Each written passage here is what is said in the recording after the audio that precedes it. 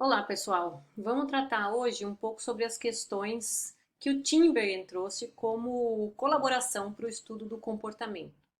Então, são questões que envolvem não apenas o comportamento, né, na sua forma de expressão, mas as bases biológicas do comportamento, e por isso as quatro questões são um fator extremamente importante a ser considerado quando a gente está tratando do estudo do comportamento, seja ele por qual visão você estiver utilizando no seu trabalho.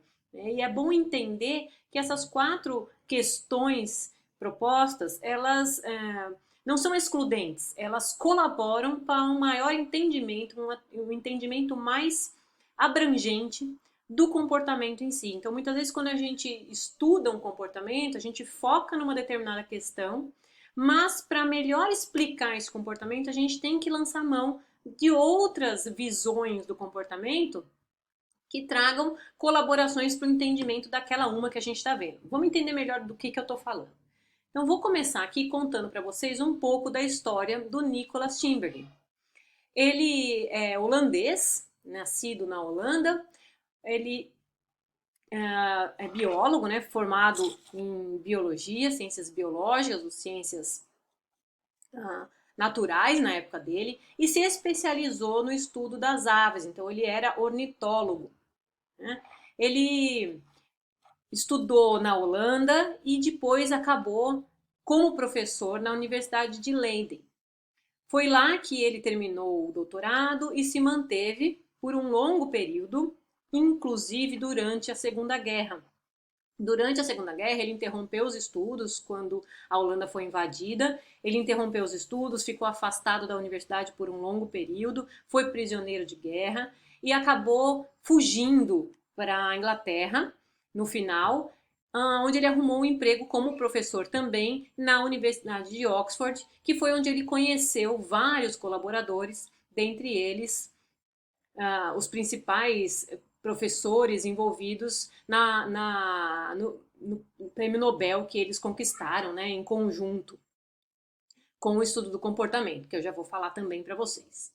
Bom, lá em Oxford, o Timberger foi orientador de professores renomados, né? Então ele foi orientador do Richard Dawkins, foi orientador da Mary Stamp Dawkins, que era um casal, né? Agora não são mais um casal, mas se conheceram sobre a orientação do Timberlake. O Richard Dawkins todo mundo deve conhecer, dos famosos livros de, de visão evolucionista que ele tem, né? Então, Deus, um Delírio e vários outros livros da coleção do Richard Dawkins. A Mary Stamp Dawkins, ela acabou se vertendo mais ao estudo do bem-estar animal, com várias publicações também no sentido do bem-estar animal, e acabou propondo na Inglaterra várias versões para os cuidados melhorados com os animais, inclusive animais de laboratório, que hoje são utilizados, são lei na Inglaterra hoje. Ele também foi orientador do Ian Douglas Hamilton, que acabou migrando para a África e é um dos principais conhecedores do comportamento de elefantes, com grandes contribuições para o entendimento do comportamento dos elefantes. E também do Desmond Morris, que é um autor que publicou, entre outros livros, O Macaco Nu, bastante conhecido também, da área do comportamento humano, com várias teorias produzidas em cima desse conteúdo. Então ele foi um orientador que levou a contribuições importantes na formação de alunos que também contribuíram de forma muito relevante para a ciência. O Richard Dawkins, desculpa, o Nicholas Timberlake, ele tem uma contribuição importante não só para as quatro questões, mas como é que tudo começou, né? Da onde que veio a história das quatro questões? Inicialmente, quando ele mudou para Oxford, ele estava interessado em estudar o instinto dos animais. O instinto no sentido de relações que os animais têm com sinais ambientais que acabam desencadeando respostas motoras. Né? E como é que essas respostas acontecem? O quanto elas são inatas? Elas podem sofrer modificações? Essas eram algumas dos questionamentos do Timberlake nessa época. Então ele focava principalmente no comportamento de abelhas, né? E ele teve uma colaboração muito grande, foi um dos principais contribuidores deles e que se tornaram amigos né, por o resto da contribuição deles na ciência, que foi o Lorenz. Né? Então, os dois, o Lorenz também em Oxford, Tinbergen e Lorenz começaram a colaborar na intenção de entender como é que funcionava o instinto. O Tinbergen tinha ideia de que as abelhas tinham uma resposta instintiva que era guiada por blocos inibidores. Tá? Enquanto que o Lorenz ele entendia melhor o comportamento das abelhas na ideia do funcionamento da descarga, né? Então, da descarga energética para a execução de um comportamento, que funciona mais ou menos assim. É como se a gente tivesse uma caixa acoplada de descarga de banheiro mesmo, e aí quando a gente aperta essa descarga, ela executa, né? Ela funciona. E aí eu só consigo executar ela de novo depois de um tempo, né? Quando se enche novamente de água. Então o Lorenz entendia dessa maneira a geração do comportamento. A gente tem um instinto para fazer alguma coisa, a partir do momento que a gente faz, a gente fica desmotivado a refazer essa ação, até que a nossa caixa reservatória energética para aquela motivação se encha novamente e a gente consiga executar. O Tinbergen já não acreditava muito nisso. Ele entendia que era um pouco mais complexo do que isso e que haviam blocos inibidores. Então, na teoria do Tinbergen, quando a gente tinha aqui um elemento que atraía a atenção, né, um estímulo que gerava a motivação na abelha, por exemplo, a motivação de alimentação, a abelha só conseguia se alimentar se ela conseguisse remover um bloco inibidor que era dado, por exemplo, nesse quadrinho aqui, por um estômago vazio. Então, se ela tinha o estômago vazio, o bloco inibidor da alimentação era removido. E aí, então, ela era apta a se alimentar. A partir do momento que ela está em busca de alimento, forrageando, ela vai buscar, então, o néctar, né? Para ela conseguir chegar no néctar, ela precisa de outros blocos inibidores que sejam removidos também. Então, nesse caso, ela vai procurar visualmente por uma flor, certo? A partir do momento que ela encontra essa flor no campo visual, ela precisa de um outro bloco inibidor ser removido, que é o da olfação. Então, se eu tenho uma flor de plástico e uma flor natural, a flor de plástico não vai emitir nenhum aroma e ela então não é atraída por essa flor porque ainda está bloqueado o sistema olfatório.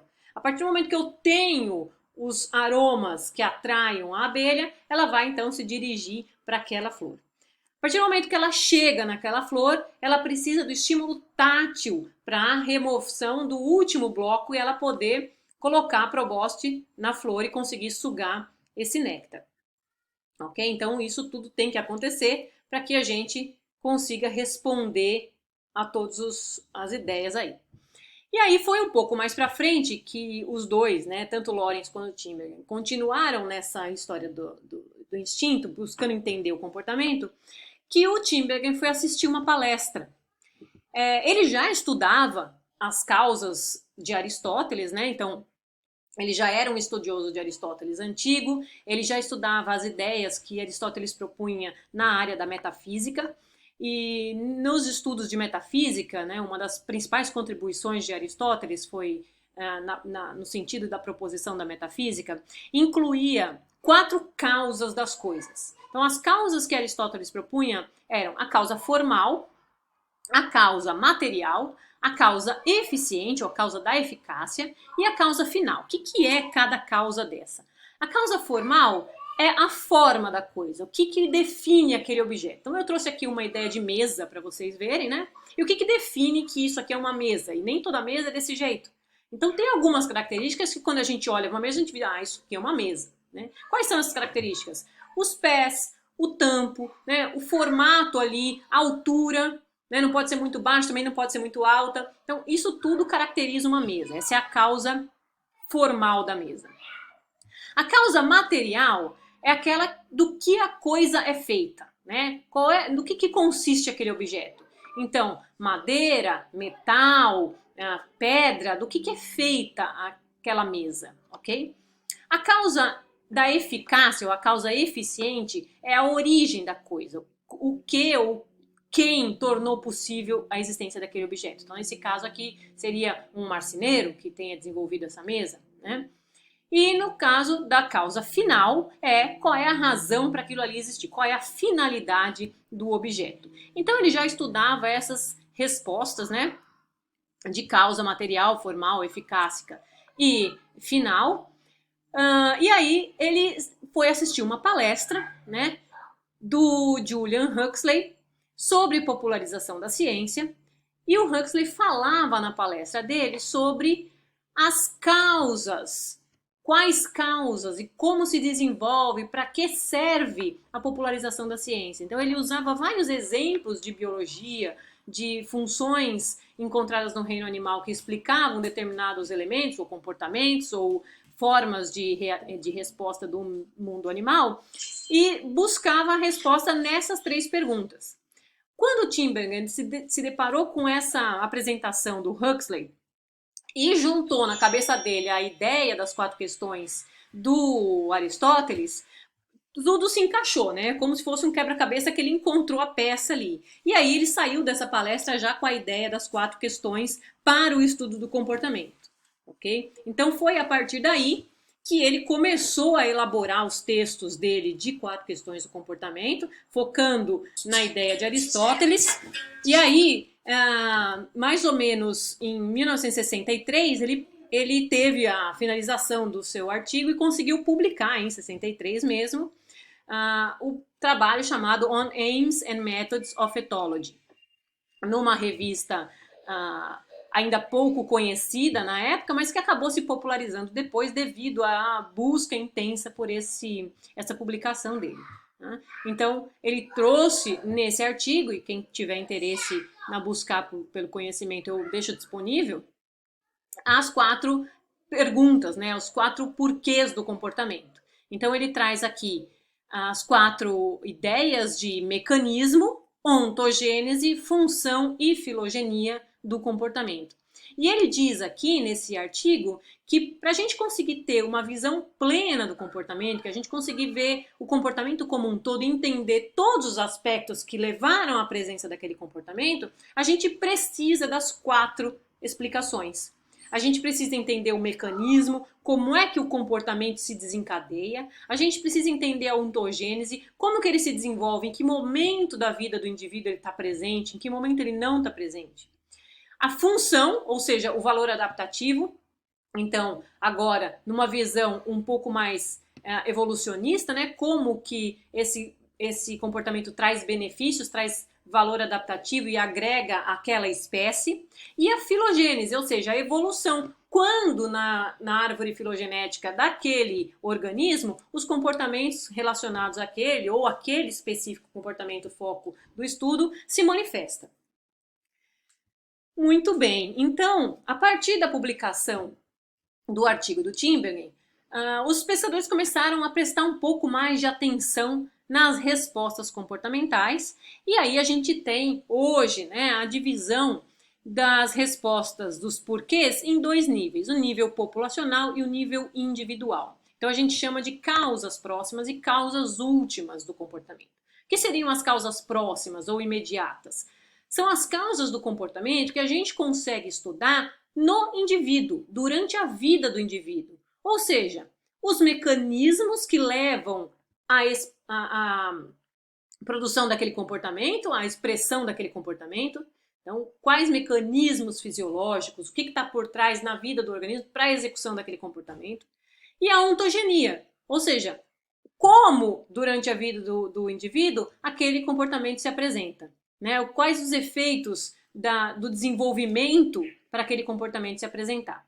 É claro que isso tem genes, tem ambiente envolvido, né, em todos eles, e a gente consegue então responder estudando o indivíduo.